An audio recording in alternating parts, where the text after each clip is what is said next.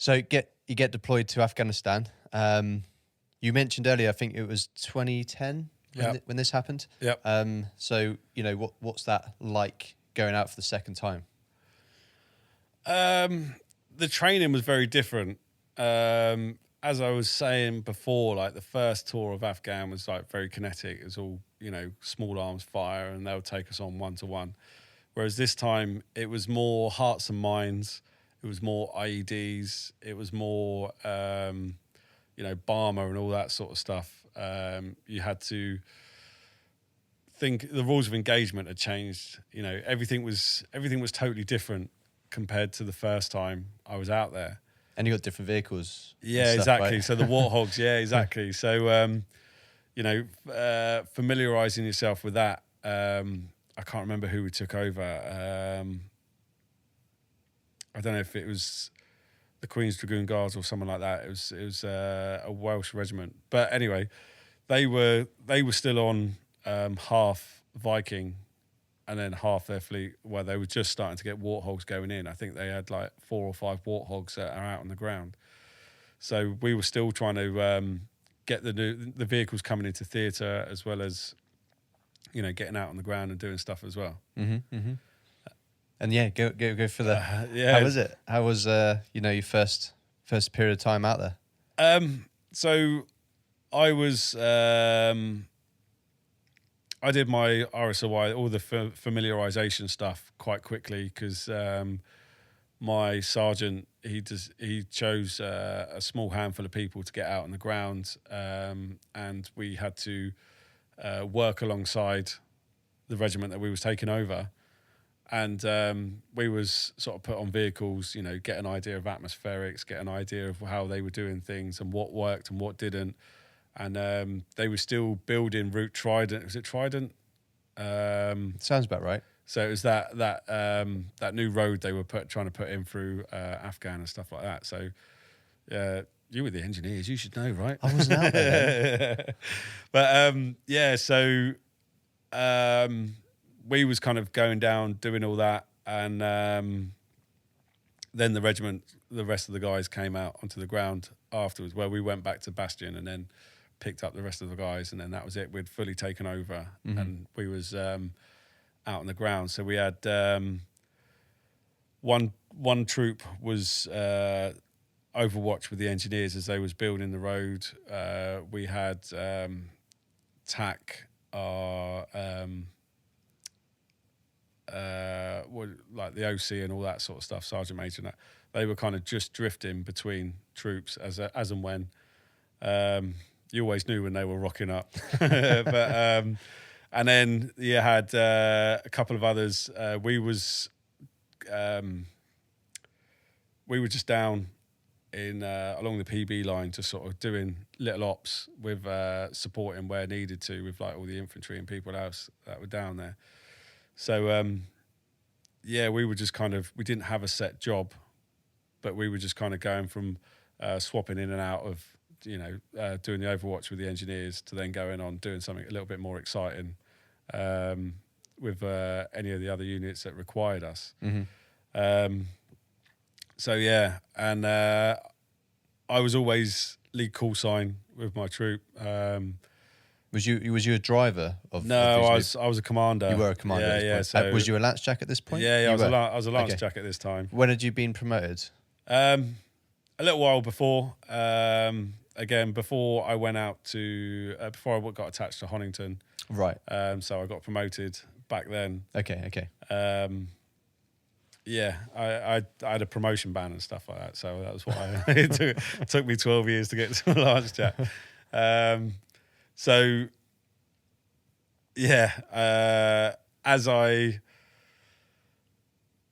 we were out there, I was always lead call sign. My sergeant kind of always said to me that he trusted me to always get us where we needed to be. Sometimes I needed a little bit of help. Trying to map read as you're rolling across the ground isn't always so easy, especially in the desert. So some of the guys struggled, but miraculously I managed to get us where we needed to get to half the time. So I was always lead call sign. And then, we went on a couple of missions and stuff. And then we got attached to the paras. It was D Company, I think, 2 para. And we was along the PB line, PB2. I don't know if anyone ever knows where that is. But it was just outside of Fob Price and around the back there. So we was along the PB line, and the paras took over a compound just behind PB2, and they couldn't get any supplies down to it. So they took a lot of casualties trying to get like battle defences and all that sort of thing down to the compound they'd taken over. So they called the Warthogs down for our off-road capability. So I think the paras had a couple of vehicles blown up and all sorts, and they couldn't get what they needed down to the guys without taking casualties. So we was asked to go down, and I don't know if it was like a condition or what, but they kind of said, right, the day before, we're going to go down, we're going to go out, and we're going to go on an op, and it's going to be carnage, it's going to be mayhem, it's going to be crazy. And so we went down fully locked and loaded, expecting like Armageddon. Right. And then we went out on this op, and there was just absolutely nothing. Okay. And they kind of said like, oh, well, we've never advanced so far in one day as what we've done today. And they just said it's because of the Warthogs. Like, I don't know if it's because the Taliban had never seen them before. They didn't know how to attack them. They didn't know the capabilities or what. And not a single round. Normally, like, there might even be just like a pot shot taken against us, but it was nothing. So we was like, fuck's sake. So went back to the PB, and the next day, 2 of the full screws needed to secure their job. So you have to be a troop full screw, and to secure your job, you have to take on the role as like the troop corporal. So they came up with the op to send the defence stores down to this PB. And the first day, Smudge, he was the troop corporal, and he comes up to me, goes, right, Murray, I want you to be lead call sign. You know, I trust you. You've been doing it. You know, and you're going to get you to lead the convoy. So this is where we need to go, A to B. You know, whatever. And I actually had a new driver. So my driver beforehand, he was getting fredders with being lead call sign all the time. He's like, fuck's sake, why have we always got to be the lead one? His nerves were just shot to pieces. But then, as before we left Bastion, yeah, D&V. Timing. Yeah. So, I mean, he was a gym bunny. Right. And he was massive, and he could see all his gains just shrinking away. And I'm not saying he did it on purpose at all, because I don't know. Chances are he did have D&V. But, you know, there was always that speculation. So I had a new driver. And, you know, he didn't know how I worked. I don't know what he was like as a driver. But, you know, he was a nice guy. He was a good friend up until that point. But my driver beforehand, he was on the ball. So when he was driving, he was looking at all the ground sign. He was looking for anything that was not right or whatever. Because as a commander, you're map reading, you're looking around for people, you're looking at all these dodgy signs. Out in Afghan at the time, you'd have all the piles of stones that indicates like an IED or anything that's not familiar. As well as, you know, you're talking across 2 nets, and you're telling your driver what to do, and he's telling you that he's hungry or whatever, and you just got so much going on in your head. You need a driver that's going to be on it, so then you can just take away one little bit of pressure to carry on with what you're doing. So this new guy, he didn't understand that straight away. So this first day we went out on this op, we was going around this corner, and I was like, you're not going to make it, mate. You're not going to make it. And he's like, I will make it. I was like, you're not going to make it. He goes, I will make it. I was like, stop. And he kept going. He put my vehicle in a ditch. So I'm like, you fucking arsehole, and all this sort of stuff. And we had to then recover the vehicle back, and then we actually made it down to the patrol base and got the stores down. But as we were going along the Helmand River, there was this real one sketchy drop off, and we knew that if we went down that route the following day, one of the vehicles would be going in this drop off, because it doesn't take the brains of an archbishop to put an IED or something near it to collapse the banking and then, you know, make life horrible for us. So the next day we had to choose a different route. I was going across these fields, like just probing these irrigation ditches. Some were too wide, some were just not right. And I found this one spot, went over this irrigation ditch, and it was straight into a farmer's field. But there was rocks down the side, so I was a bit hesitant. But this farmer's like plowed his field. I'm like, well, if he's stupid enough to plow the field, I'm more than stupid enough to drive across it. Surely it's proven ground, right? But so yeah, we drove across it, got all the supplies down over the 2 days, got all the batteries for the radios, sandbags. You know, we even started getting all the parcels down to the paras and that, and they were loving it. Last run of the day, so there's 8 vehicles. We've done 4 runs throughout the day, there and back. You know, you always stick to your same tracks because, again, it's proven ground. And so we drove over this pressure plate IED like countless times throughout the day. Last drop off was heading back, and you know, to be honest, I'd switched off. I was like, pie and chips. What am I going to have for dinner? You know, whatever. And unbeknown to us, the Taliban crawled along an irrigation ditch and connected up a battery pack to a pressure plate IED. They said it was a legacy device, so it had been there for days, weeks, months, whatever. That there was no ground sign. You wouldn't have known it was there. And then me being the lead call sign on the way back, set off this IED, and then ruined my day. So yeah, my vehicle got blasted 10 feet up, and then I carried on going another 40 feet. Wow. And came down to earth with a thud. And I kind of remember the dust of it, but then I don't know if I blacked out afterwards, but then I remember my friend coming across, and he's shouting at me. He's like, Murray, you all right, mate? You all right, mate? So I rolled over and I was like, flicked my helmet off, and I was like, fucking hell, Nick, what's happened? He's like, you've been blown up, mate. It's a bloody big one. You should have seen your face. I was like, sorry, mate. I didn't think to give it the thumbs up as I was going up through the air. But yeah, we were just kind of chatting like we are now. I was like, fucking hell. And he came up to me. By this point, the driver's still in the driver's seat. The passenger, there was a guy in the passenger seat, and he got blown from inside the vehicle to the back half. How he ended up where he did, I have no idea whatsoever.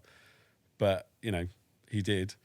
And then, yeah, they started doing all the first aid, and we then started getting indirect fire from the Taliban. The paras, it was like a scene from Apocalypse Now or something, just literally grab their rifles, helmet, body armour, nothing else. So they're like, you know, without, as we were talking about before, the uniforms for the British soldiers, you know, you had to be like trousers, shirt, you had to have all the long sleeves and all that from flash fires and all that sort of shit. None of that. Just came out with their flip-flops, body armour, helmet, and then just, you know, started smashing into the Taliban. So it allowed everything to sort of get sorted out. And it wasn't until I was picked up onto a stretcher that my feet, all the bones in my feet, because they were like just smashed to pieces, my feet just kind of dropped down. And that was my first real moment of like extreme pain. Mm-hmm. And then it was at that point they realised, they were like, oh, fuck, his feet. So they supported my feet. But then I don't know if that makes it worse, because my feet are now hanging to then pick them back up. And it's like, oh, fucking hell. So they got me onto the stretches, but then every single bump back to Bastion, I felt it. And I was trying to be a man about it. I say be a man, but I didn't scream or anything, but I was just kind of, I was gritting my teeth. The other lad, he had his spleen, well, I don't know what it was, his injuries, but he was like screaming his head off. and one of my good friends, and that he was the ambulance commander, and he's saying it traumatized him afterwards because it wasn't the fact of what he saw or anything like that. It's just the screaming in his ear. Sounds. Yeah. So it was a big thing for him. But so we got back to PB2, and I'm just sort of asking my mate. I was like, give us a cigarette. He's like, you can't have one. Mert's inbound, 60 seconds. I was like, I can smoke in 60 seconds. Don't worry about it. Like, you can't. Obviously, when you're injured, you've got to keep your oxygen levels up and all that sort of stuff. And smoking's, blah blah blah.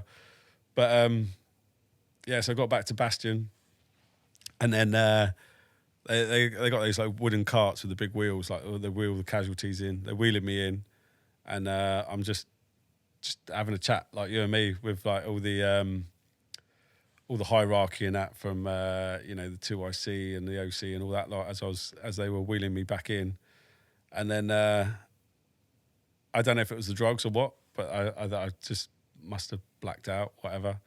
And then next time I come around, I was in this bright white room, and I look up, and all I can see is white. I'm like, fucking hell, I haven't made it up here, have I? And this voice in the background's like, nah, mate, you're having an MRI scan, you're in Bastion. So thank God for that.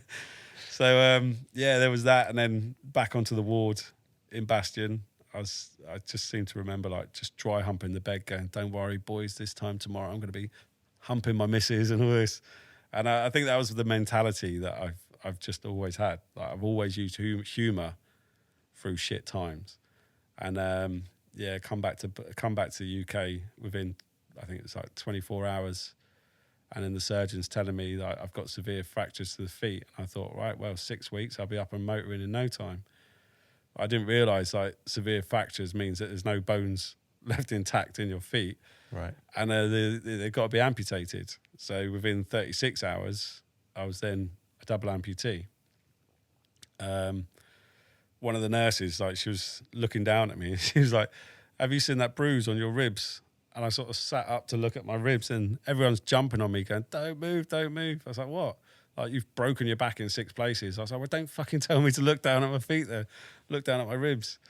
So, I was in intensive care for about 2 weeks, but I, like, all the bones in my feet were just shards.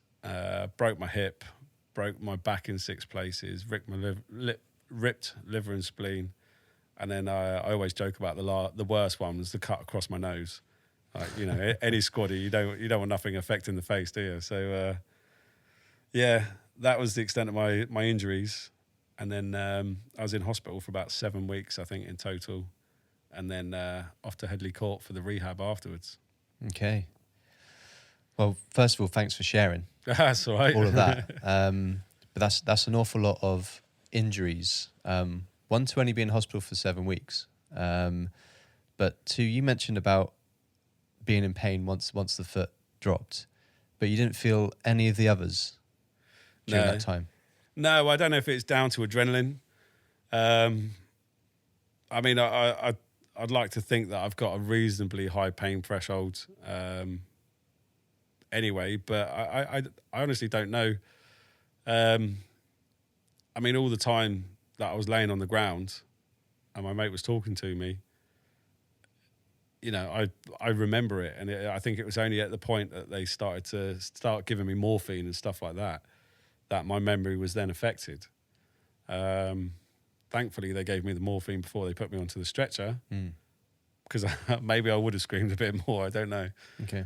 But it was really weird. Like, none of the injuries really played a part. Like, when I was, because you get flown back to the UK, I was in Birmingham up at the Queen Elizabeth, the new hospital there, and I was laid on a bed that was kind of propped, not upright, but at an angle. And it was the most uncomfortable position that I've been left in. I was it felt like hours, and I was getting so pissed off because I just wanted to move, and they wouldn't let me move. And that was probably the worst part of coming back to the UK and getting blown up and everything else, was just being left in this one position, because I was awake throughout all of it. The flight back, I was awake. I don't know if it was the pain management that they were, the drugs they were giving me.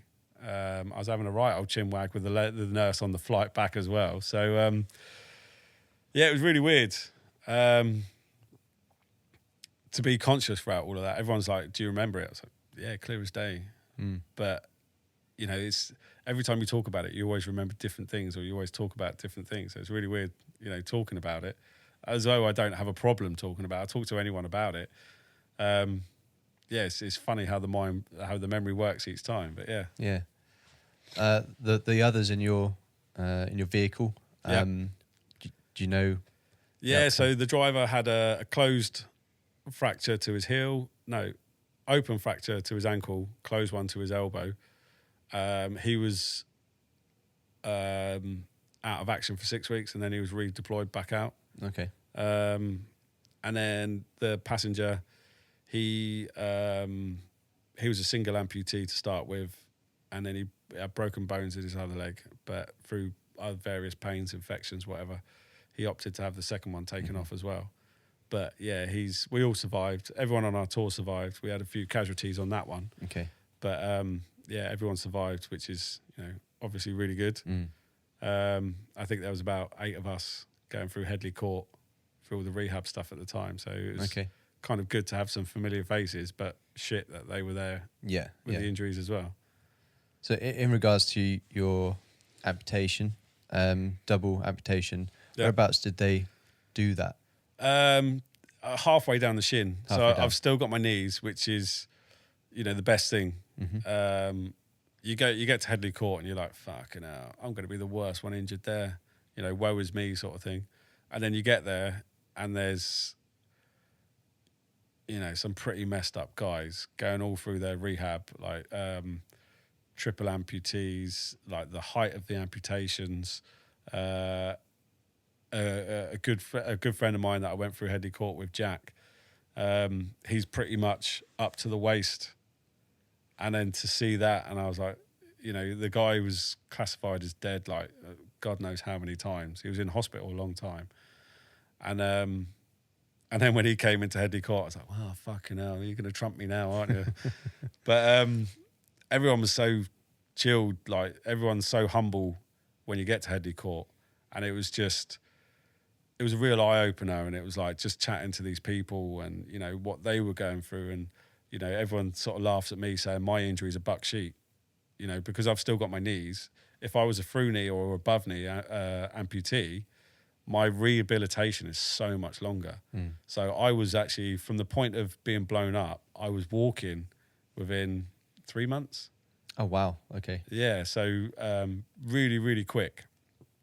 But if I was a double above knee, it can take up to a year, 2 years. You start on stubbies and then you get the sea legs, and it's getting balance and everything else, learning how to walk again. So I think within 3 months I was walking, 4 months I was running on blades, 5 months I was riding motorbikes. Okay. So yeah, it was really, really quick for me. And is that a little bit of your kind of like guts, or should I say grit and determination? A little bit, yeah. I think every squaddie is impatient. You know, that's one of the things, isn't it? Like, we get told to hurry up and wait. Your whole army career, you're like, wait. So you're just impatient, aren't you? So to go through all the rehab, like if there's an opportunity to do something, like I want to try my first prosthetics. They get your prosthetics on. I want to walk with crutches. I'm going to walk with crutches. And then you're between the parallel bars, and you're taking your first steps unaided. You know, it's a big thing. And I remember getting my prosthetist to take a picture and video it, and I was just sending it to all my family and that. And my fiance at the time, you know, she broke down into tears and all sorts. So it was a real big deal. But then it was kind of, right, what's next? Okay. So then Next I had to, challenge. So I had to learn how to run. One of my goals for my rehabilitation is that I wanted to walk, because I was engaged, but I got engaged just before I deployed out, actually. So one of my goals was to walk down the aisle unaided, without any walking sticks, crutches, or anything like that. And then when I realised how easy it was to get walking again, I was like, oh, fucking hell, I better learn how to run. So if I get cold feet, I can leg it down the aisle the other way and then just bolt again. But it was just all these little goals, these little targets that I had that made my rehab journey so much easier. I didn't want to say everyone owes me, because no one owes me shit. I joined the army knowing full well what I was going to do. So I accepted that, being blown up, I guess, was one of the perks of the job, wasn't it? So, you go to a war zone and expect people not to shoot you, you're mistaken. So, I had no grudges. So many people say to me, you must hate the Afghans and that for what happened and that. It's like, no, they're not my best friends, but I respect them. If it was the other way round, if Afghan was invading the UK, what are you going to do? You're going to defend yourself. You're going to defend your family and everything else. And you're going to do it by any means possible. If someone's close to you, you're going to want to protect them, right? So it's just shit the reasons why we were out there. Mm-hmm. To try and to make an uncivilized country civilized. They didn't want it. And you got to accept that. But hey, that was down to politicians, right? Mm. So... What was the date that this happened? 9th of December 2010. 9th of December 2010. Okay, yeah. Okay. And when did you get married? Fucking hell, now you're going to put me on the spot.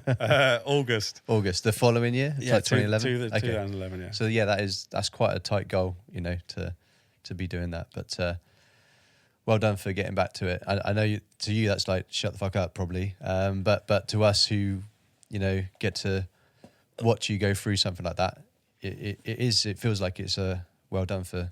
Yeah, well, exactly. I mean, it's for me, it's not a well done. It just had to be done.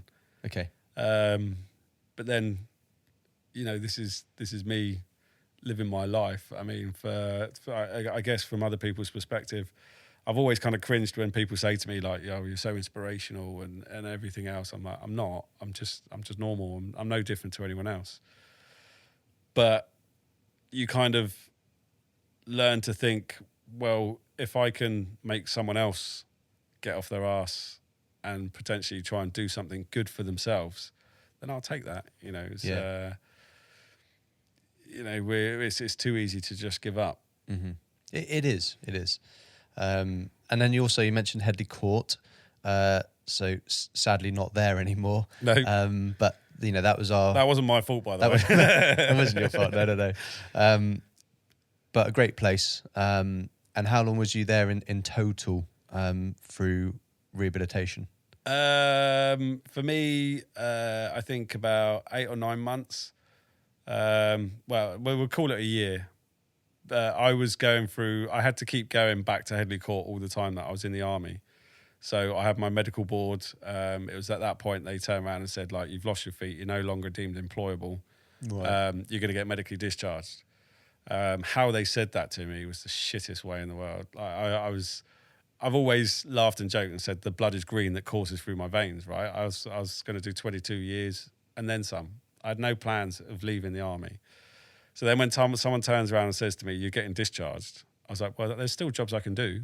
I can be a storeman, all the jobs that I hated before, I can still do it. But they said no, because you're taking the spot of someone who is deployable.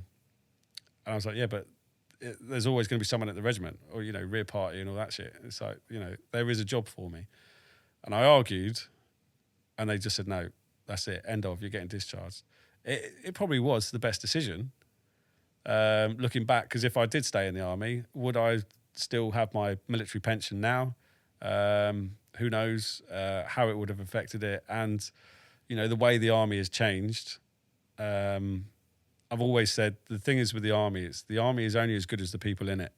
So if you've got a really good bunch of guys, that's what makes the army so great. The job is shit. But the people, you could have the best job in the world, it always becomes boring. But the people that you're with, that's what makes it good, right? Mm-hmm.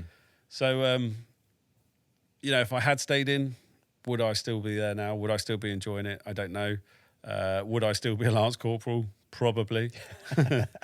So it was just a really hard pill to swallow. And like I say, how they said to me, like, you're getting discharged, that's it. Accept it. Okay. Tough shit. So I was kind of holding on to the door frames as they were trying to pull me out the door. Right. And the welfare officer that was there at the time from my regiment just sat there, didn't say a single word, didn't try and defend me or encourage, to say how good it is or whatever. That was shit. And my regiment was a bit poor, to be honest. People put it down to the fact that like the paras, the Marines, and all that lot. Like, unfortunately, they had loads of casualties, so their regiment was really good at looking after the guys that were injured. But the regiments that hadn't been deployed that much didn't really know how to deal with the injured guys, or there was only maybe one or two. My regiment was actually really shit. Whether it was their fault, well, I guess it was their fault. There's no way of putting it. But the homecoming parades and stuff like that, I didn't get invited to a single homecoming parade. I got invited to the medals parade, but because I'd already been to Afghanistan, it's not even like I got a medal or anything. You just kind of stood there. Everyone's like, look at the guys that are on crutches. Oh, bless them. And then that was it. I was forgotten about again afterwards. So that was hard. And then my OC at the time turned around and said to me, like, if I hadn't been blown up, I would have been promoted. I was like, how the fuck can you turn around and say that? Why would you say that? Yeah, exactly. So that was hard. And then the rehab units, they could have promoted me if on recommendation, but they turned around and said that it had to be the regiment and everything else. And I just thought it would have been a nice parting gift to actually have been promoted instead of everyone telling me I should have or would have been promoted. Yeah. So yeah, it was just a bit bitter my last few days. A bitter end. Yeah. So you get told about the medical discharge. How long did they give you? Was it a short time? It depends on where you're at with your rehab. Once you get told you're being medically discharged, Headley Court then have to turn around and say you are not going to get any better than where you're at.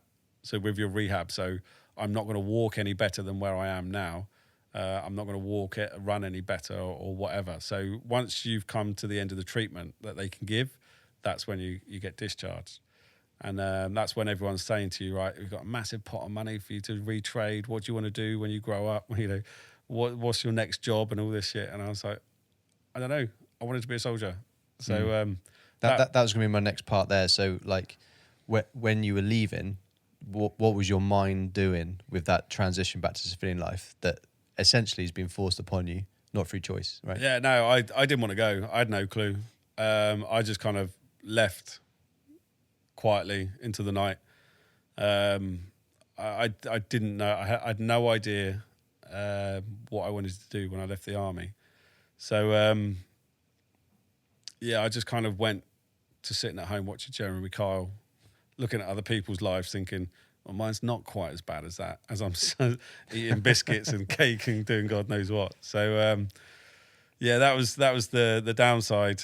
And then I started to I brought a motorbike to ride back on the road to cheer myself up.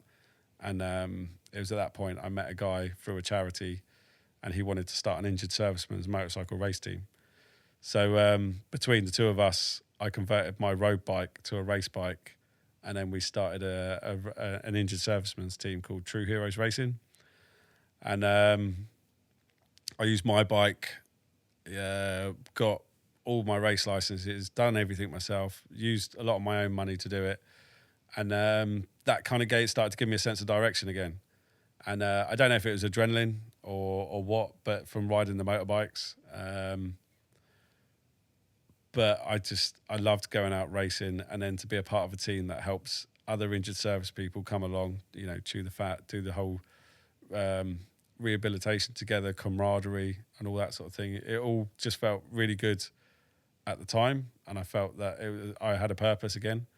So then I went to college to do my motorcycle maintenance, and I became a motorbike mechanic, and then just did that for a couple of years. And then as the team grew, I realised with the racing I needed to get fitter myself. So I found a gym. It was a CrossFit gym. I didn't realise the cult that it was a part of at the time. But I started doing CrossFit, and that's when I met Barnaby, who's my coach, and who's now my business partner. But he really encouraged me to get back into fitness. Do a few CrossFit competitions over in America and stuff like that. So I started getting some purpose again. Mm-hmm. Work-wise, though, it was only really kind of training with Barnaby doing the CrossFit. Everyone's saying to me, you should become a PT, you should get into fitness, it's inspirational, blah, blah, blah. And I thought, if nothing else, I could just make a killing out of it because people would want to know my story. Okay. And it was the case. So I trained to become a PT, and I started working at Virgin, then David Lloyd, and all the old and bold loved me because, being an ex-serviceman coming from a military background, got no legs, they'll come and talk to me. I've always been friendly. I always love a good story with some of the oldies, and I just loved it. But the downside to that was that I was always targeted, and I hated the fact that I was being told that I had to talk to people, target sales and everything else. So that's when I stopped PTing in the gyms and then did my own thing. Okay. And what's your own thing? Well, at the time, it was just PTing out of my garage.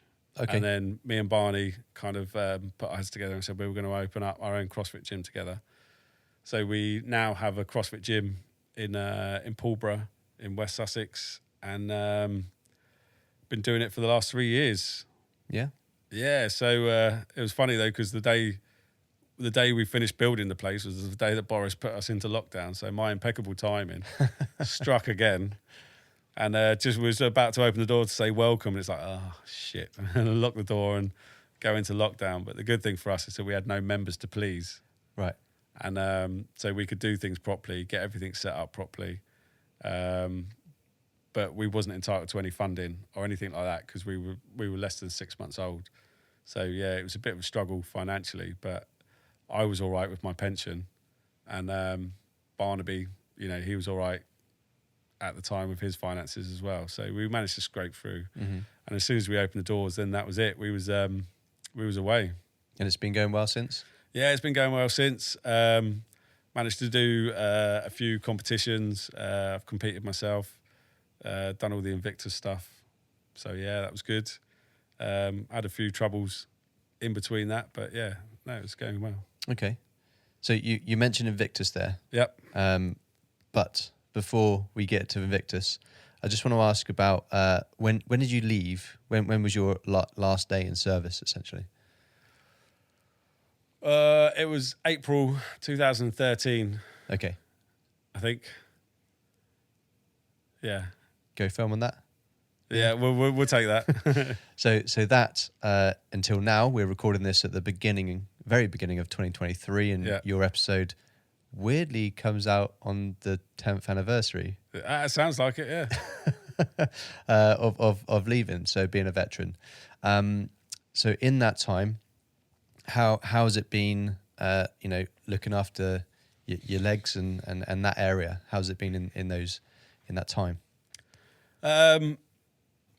It's all a learning curve, really. So with wearing prosthetics, your walking is only as good as the prosthetics as at the time. So the fit can change so easily. The prosthetics that I'm wearing now are a remold of my previous prosthetics because there was technically nothing really wrong with them.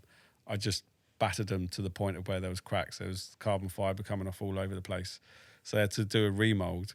But this new set, although it's an exact copy of my previous prosthetics, the fit is shit. Like the sockets are huge. So I drop into it. I catch in certain places. Before I could walk a mile quite easily. Now I struggle to walk half a mile. So, and nothing's really changed. So it's getting used to that. And then like with wearing prosthetics, you get like ingrowing hairs and stuff like that. You wouldn't think something so small could have such a detrimental effect on the way you walk. So like stuff like that can make me resort to walking on crutches, or even worse, I've got a wheelchair in the garage and I refuse to get it out. But I think, I've had it out once in the last year because I wasn't able to walk. And that sets you back quite a lot. Getting used to the point when you've been walking and you have all that freedom to sitting in a wheelchair, like it sucks. Like I've, you know, people that have ended up in a wheelchair, they get used to it, but when you've had that freedom of walking, it's harsh trying to get used to it. So going back to Invictus. Yeah. How did you come hearing about Invictus, and what was your games like, and all that good stuff? So what can you share about Invictus? Invictus, I did Sydney. So prior to doing the Invictus stuff, one of my sons got a bit poorly, and unfortunately passed away when he was 2. So my wife's brother lives out in Adelaide in Australia, and she always said, like, afterwards, like through all the shit of going through, you know, when my son was going through treatment and stuff, that she wanted to go visit her brother. So it just kind of came along at the right time. So I was like, well, do you know what? I'm going to try and get into Invictus. Not because they pay for our flights out to Australia or anything, but, you know, if we're in Australia at the time, you know, it might be a good time to go down to Adelaide. So I tried out for the games, and I got selected for wheelchair racing, swimming, 50-metre front crawl, and rowing. With the CrossFit stuff, I thought rowing, you know, I'm pretty decent at that, and it was my strongest sport. The swimming, fucking hell, it's like disability trumps, and because my disability, where I'm at, I was competing against guys with all 4 limbs. So when they jumped in the pool, they would come up like 10, 15 meters down the pool and just annihilate it. Because I literally just belly flop off the diving block and then panic swim all the way to the other end. Like they absolutely, I came dead last. I think there was one guy that was actually sunk like a brick, and I actually beat him. But you know, when you've got someone who's got all 4 limbs, they've got like a slight nerve damage or something like that. It doesn't really affect their movement. And then there's me, that's a double below knee amputee. Like it's the trumps in the sense that I am the worst. I have the worst disability for my group, but I'm not disabled enough to go back into the next group. Mm-hmm. So, you know, someone's going to come last, someone's going to struggle, and unfortunately, it was me for that. And it was the same for the rowing. But like I say, you know, I had a decent cardio and stuff for the rowing, so I didn't do too bad for that. And the wheelchair racing, although you're going around in a circle in a wheelchair, I didn't actually realise that the Australians were going to bring like the ranked number 3 in the world para triathlete wheelchair racer. And I'm like, fucking hell, what? When he was telling me what he does, I was like, why are you even here?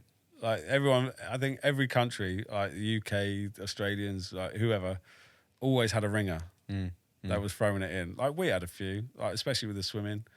And it just made me laugh. And I thought the Invictus was supposed to be like the Warrior Games in America. Like you compete up until a national level, and then when you get to that point, you go to the Olympics. But it really wasn't the case. Yeah. And that was 2018? Is that right? I think so. Yeah, around then. Yeah. And so apart from the ringers, but did you enjoy the experience out there? Was it good? Yeah, I did. I mean, there was a lot of gumph that sort of comes with it. So Team UK, you had to please sponsors and stuff like that. So I didn't like that because it meant that I couldn't be with my family. But I understood what we had to do because of the opportunity it was given us. Like to go compete in Australia, you know, if someone's going to give the Invictus Games £1 million so we can go do that, then I'll go stand in a room and then shake people's hands. I don't have a problem with that. But there was other nations and that was doing stuff with their families, and our families were like a 45-minute train journey away. Oh, right. So you couldn't just go along and see them whenever you needed to. So that was harsh. But the overall experience was still really good. And I'm pleased that I did it. Okay, good. Yeah. Did you get to see the rest of the family? Did they come up? Yeah, so we went down to Adelaide afterwards. Okay. So yeah, she got to go see her brother, and it was all really good. And we came back ready to crack on with life again. Well, Murray, I think that brings us up to date, doesn't it? Just about. Just about. So is there anything we haven't covered that you thought we might talk about? No, not really. Cover most stuff. Yeah, I think so. We talked about the army stuff, and that's the main thing, right? Absolutely. So at this point in the podcast, this is where I give the guest the opportunity to give some advice. And so this first part of the advice is for anybody that's thinking of joining the military.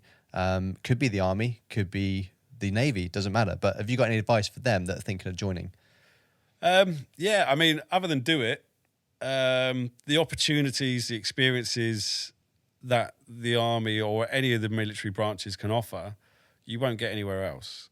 So you have to go through that. And not only that, like we talked about before we started, you don't want to have regrets. So at least if you can go through something, you can say, do you know what? I did it. It was a load of shit. I got out. Or you did it and you served 22 years and had some real rough times, but you had some real amazing times. Like, the adventure training stuff, you're paid to do that. You get a brotherhood. You become a part of a brotherhood that's like nothing else. I consider some of my military friends closer family than my own family. And when you talk to any veteran, like the way that you can relate to a person talking, a lot of people wouldn't necessarily understand. It's not like arrogance or anything like that. It's just the way that the military makes you, isn't it? Yeah, absolutely. So to be a part of that, you got to give it a try. And as I said at the start, it is a game. Figure out how to play the game, and you'll win. And it's the best time ever. And that's what I say to everyone. Like, learn to play the game, and you got it. You'll nail it. Nice, good advice. And the next part is for any veterans, be that someone about to leave or that's been a veteran for ages. Any advice for the veterans out there? Don't leave. I think don't be fixed on one thing. It's quite easy to turn around and say, I'm going to do CP work. I'm going to do this. I'm going to do that. Quite often, it's the biggest mistake, or you'll go into it and you'll hate it. So you kind of got to be open-minded. Like, sometimes you'll fall into a job that you wouldn't even expect to fall into, and it's the best thing ever. So I guess just not to be afraid. There's a lot of people. There's a lot of advice out there. There's social media. You can talk to your friends, like people that have got out before you and stuff like that. Like looking for work.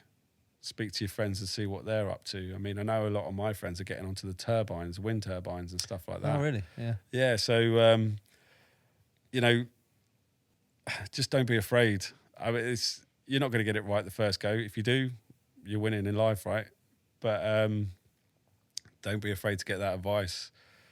And then just have a direction. Have a general direction and just keep going in it. If you fail, don't worry about it.